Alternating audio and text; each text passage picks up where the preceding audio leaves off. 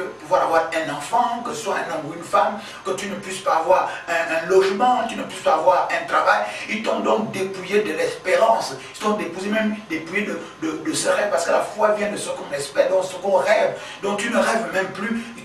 La Bible déclare qu'ils l'ont roué de coups. Les coups ici, c'est quoi? On peut dire, voilà, ils ont non seulement ils t'ont dépouillé, ils t'ont découragé, mais en plus, ils te rouent de coups de calomnie, de critiques, de médisance, de malédiction, de moquerie, de raillerie. Ils t'ont roué de coups de dévaluation, ils t'ont roué les coups de disqualification, te traitant d'imposteur, d'incapable, de nul.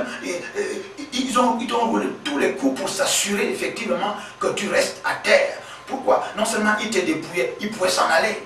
Mais ces gens-là voulaient vraiment en finir avec toi. Les sorciers veulent en finir avec toi. Les démons veulent en finir. Le diable vient en finir avec toi. Les jaloux veulent en finir avec toi. Autour de toi, il y a des gens qui sont là, qui dans des couvents de sorcellerie, qui sont dans des réunions mystiques et qui sont associés pour en finir avec toi. Parce que nous le voyons dans la parole de Dieu, verset 30 de Luc chapitre 10. Il pouvait simplement le dépouiller et s'en aller. Non, mais non seulement il le dépouille, mais il le roue de coups, il le frappe à coups d'injures, de malédictions, de blocages, de menaces. Et là, la Bible déclare que, pourquoi? Parce que simplement, non content de l'avoir dépouillé, il voulait aussi le tuer. Il voulait le tuer.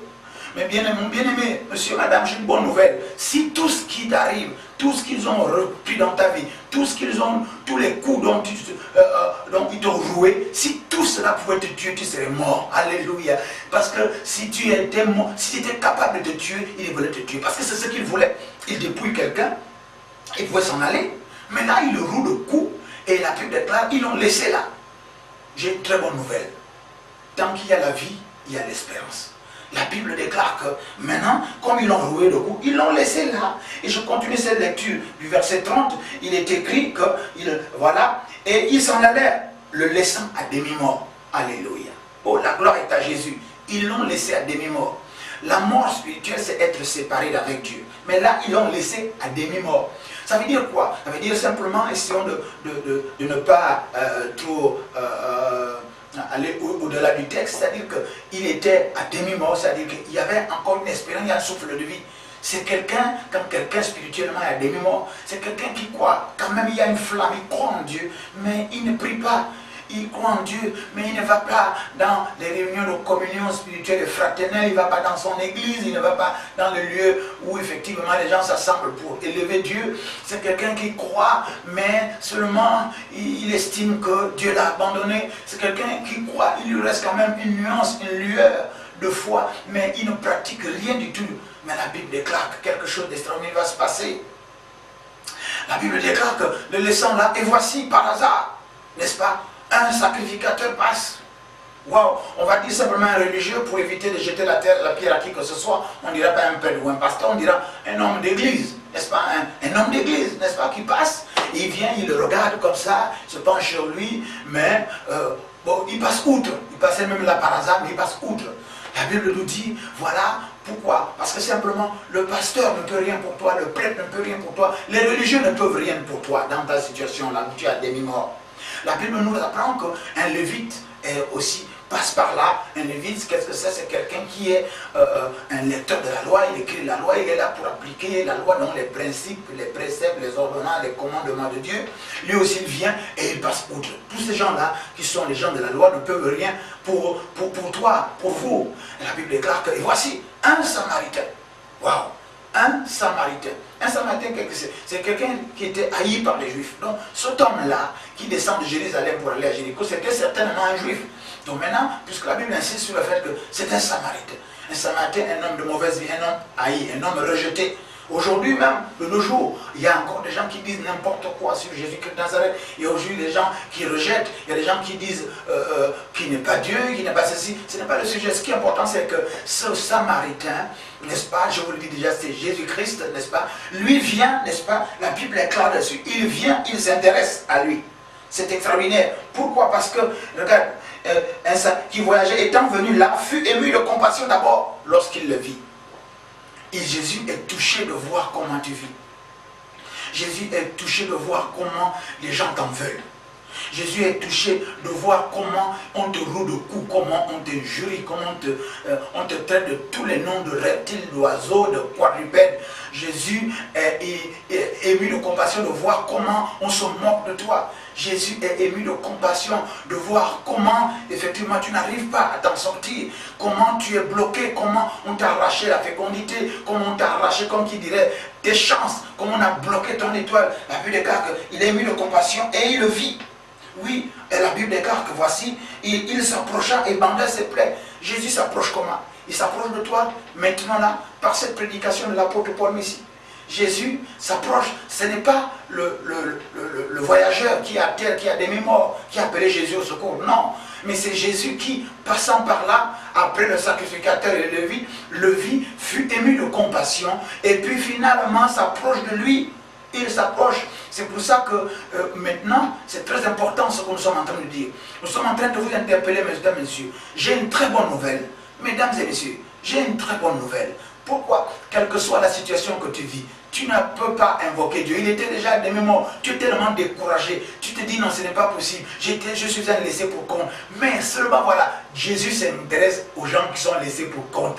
Jésus s'intéresse aux gens qui sont à demi-mort. Jésus s'intéresse aux gens à qui on a roué de coups. Jésus s'intéresse aux gens qui ont été dépouillés. Jésus s'intéresse aux gens qui sont délaissés là. Ils l'ont laissé là. Jésus s'intéresse aux gens qui sont, comme j'ai dit tout à l'heure, les laissés pour compte. La Bible déclare qu'il s'approcha. C'est ce qu'il fait. Je ne sais pas où vous êtes en ce moment. Il n'y a pas de hasard, il n'y a pas d'accident.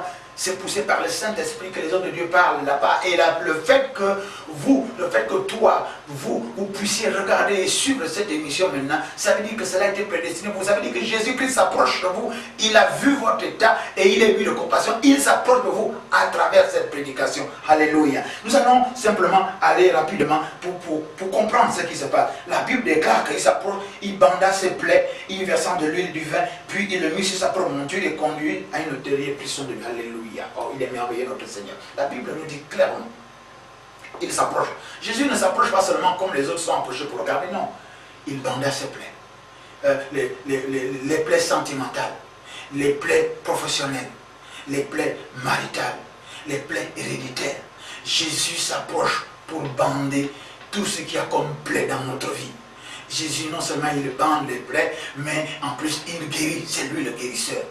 La Bible déclare qu'il verse de l'huile, du vin. Le vin ici, c'est ça, un relent euphorique, donc la joie. L'huile ici, c'est l'esprit, c'est le Saint-Esprit. Et nous savons que cette huile est fabriquée par la myrrhe, la cinnamon et tous ceux qui sont des théologiens qui aiment ça. Allez regarder ça. Cette huile, tous ces grains sont écrasés dans un petit mortier qu'on appelle Gethsemane. Il met ça sur ses plaies. Et la Bible déclare que voilà, il prend cet homme et il le met sur sa monture. Cet homme, cette femme, c'est mon bien-aimé, c'est toi. Il n'y a pas de hasard. Si tu écoutes ce message, c'est toi. C'est toi que Jésus est en train de toucher maintenant. C'est toi que Jésus est en train de penser tes plaies. Les plaies de déception dans le mariage, déception dans la vie, les blocages, les plaies posées par le rejet, les plaies posées par le manque d'amour. Jésus-Christ seul peut penser ces plaies. Tu ne l'as pas invoqué parce que tu estimais que tu es laissé pour compte. Tu as été roué de coups, tu as été méprisé et rejeté. Mais c'est lui, à travers cette prédication, qui vient vers toi. Et par cette parole maintenant, au nom de Jésus-Christ de Nazareth, que tes plaies soient pensées maintenant, que l'huile, il soit versé dessus. La Bible déclare qu'il prit cet homme, il le mettait sur sa propre monture. C'est extraordinaire. Ça veut dire que Jésus-Christ est venu sur une monture, il est descendu de cette monture, n'est-ce pas, et il y a mis dessus. En d'autres termes, la Bible déclare que c'est cette parole-là qui est descendue du ciel, n'est-ce pas, pour venir sur la terre, pour nous hisser, n'est-ce pas, puisqu'il dit, là, si tu traverses la vallée de l'ombre de la mort dans le psaume 23, toi, ne crains rien, parce que simplement, c'est lui qui te porte. Donc, cette personne était, comme qui dirait, traversant la vallée de l'ombre de la mort. Jésus la prend, la met sur sa propre monture, et la met dans l'hôtellerie. L'hôtellerie, c'est simplement une église, chez un homme de Dieu, qui, effectivement, lui aussi recevra son salaire, après s'être occupé de lui, quand Jésus-Christ reviendra. Alléluia. Je m'adresse à toi. J'ai une très bonne nouvelle. Ta situation de demi-mort intéresse Jésus. J'ai une très bonne nouvelle. Tu ne mourras pas. Jésus, par cette prédication, est venu te chercher et tu raconteras la gloire de l'Éternel. Tu verras les choses de Dieu, les choses merveilleuses de Dieu. Et il n'y a pas, effectivement, de mort lorsque Jésus-Christ intervient dans la vie de quelqu'un. La Bible nous dit simplement, il l'a pris et il l'a emmené à un endroit de sécurité. Et effectivement, et cet endroit de sécurité, c'est l'Église. Il est temps pour toi, effectivement. La première chose, c'est Jésus-Christ de Nazareth qui est venu vers toi. Cet homme qui a demi-mort ne pouvait rien faire d'autre que d'accepter Jésus-Christ. S'il te plaît, maintenant, que tu as demi-mort, professionnellement, maritalement, familialement, socialement, culturellement, tu ne vois rien du tout. On t'a tout dépouillé, on t'a tout arraché. Tout le petit plaisir et la joie que tu peux avoir, tout ça est parti. Et par les sorciers, ces vampireux et toutes les situations de la vie t'ont arraché, effectivement, la joie de vivre. Mais Jésus-Christ, à travers ce message, dit, moi je viens te soulever et te mettre sur mon Dieu, te mettre en sécurité dans une église.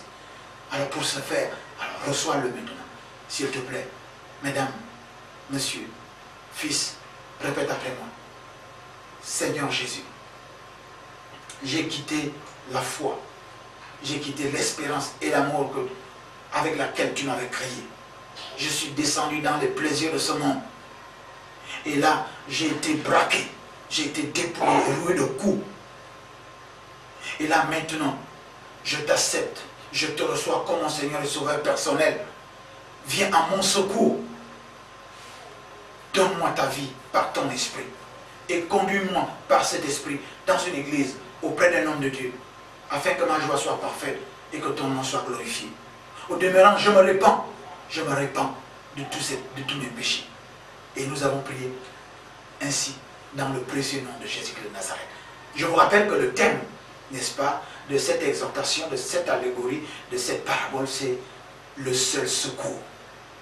Alléluia. Je suis l'apôtre Paul Messi, l'ange d'Éternel qui se tient devant la face de Dieu. J'officie au ministère Colonne de Feu et de Nuée à Libreville au Gabon et en Toum également. À Libreville, à l'église, la maison de prière 6 en Zion, face à l'école publique de Zion 4 derrière la résidence Blanc, et en Toum, n'est-ce pas, au lieu dit de 2 lions derrière les eaux et forêts à la cathédrale Joie Parfaite.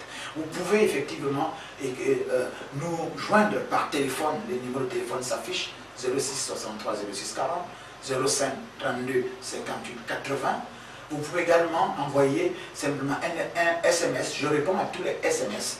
Ça peut prendre un jour ou deux, le temps pour moi de prier, de demander au Seigneur la réponse qui vous soit agréable pour que votre joie soit parfaite. Et vous pouvez également directement m'appeler, je vais décrocher. Ou bien vous pouvez nous rejoindre à notre desk, à notre siège à Libreville, n'est-ce pas, comme je vous le disais, à Zion, à la nouvelle cité. Et je reçois de façon continuelle de mardi à vendredi, à partir de 15h30 sans rendez-vous. Et vous venez simplement et je vais vous recevoir. Vous pouvez également nous rejoindre pour la communion spirituelle et fraternelle. Nous avons effectivement à la maison de prière à Libreville, tous les jeudis, nous y tenons un culte, effectivement, où Jésus-Christ est à l'œuvre, où il a ému de compassion, où il bande les plaies de toutes les blessures que nous avons reçues dans nos vies. Vous pouvez également nous rejoindre le grand culte d'adoration dès 9h, n'est-ce pas, à la maison de prière. Vous êtes notre invité majeur et qu'il est agréable, frères et sœurs, de demeurer ensemble. C'est alors que l'Éternel déverse sa bénédiction. Vous pouvez également, pour ceux qui sont du côté de Toum, n'est-ce pas, nous rejoindre, comme je l'ai dit, à la cathédrale Joie Parfaite. Ça se voit depuis la route, derrière les eaux et forêts. Là, ça se voit depuis la route, juste après les 2 lions. Donc, nous avons un culte en semaine, le mercredi à 17h, je dis bien 17h, et puis le dimanche, le grand culte d'adoration, toujours aussi, à partir de 17h. Shalom, shalom. Mais avant qu'on se sépare, je vais prier. Père puissant, dans le nom de Jésus-Christ de Nazareth, la Bible déclare que ceux qui ont reçu la parole, elle a donné le pouvoir de devenir enfants de Dieu, lesquels ne sont plus ni de la chair, ni du sang, ni de la volonté de l'homme, mais de la volonté de Dieu. Tous ceux qui ont reçu cette parole, ceux qui ont cru en cette parole maintenant, je proclame au nom de Jésus-Christ de Nazareth que la compassion de Dieu les couvre. Je proclame maintenant au nom de Jésus-Christ de Nazareth qu'ils se relèvent maintenant et qu'ils vivent. Je prie au nom de Jésus que le Saint-Esprit les conduise dans cette autorité, dans cette église où on prendra soin d'eux. Je proclame au nom de Jésus-Christ de Nazareth la grâce de Dieu, le secours a été par Jésus-Christ, au nom de Jésus-Christ.